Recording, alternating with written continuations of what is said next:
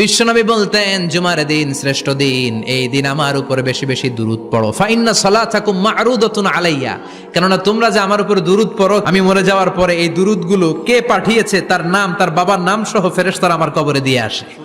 সাহাবারা বললেন, ইয়া রাসূলুল্লাহ কাইফা সালাতুনা মা'রুদাতুন আলাইক, আপনি মরে যাওয়ার পরে আমাদের দুরূদ কেমন করে আপনি দেখবেন? ওয়াকাদ আরিমতা, আপনি তো পচে গলে মাটির সাথে মিশে যাবেন।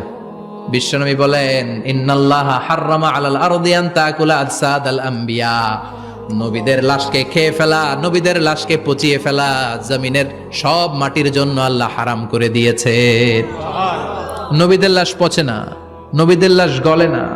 যারাই বিশ্বনবীর উপর দুরূদ পড়বেন, আপনার নাম সহ, আপনার বাবার নাম সহ, মালাইকাতু সাইয়াহিন, একদল ফেরেশতা আছে শুধু রাউন্ড দেয় গোটা ওয়ার্ল্ডে।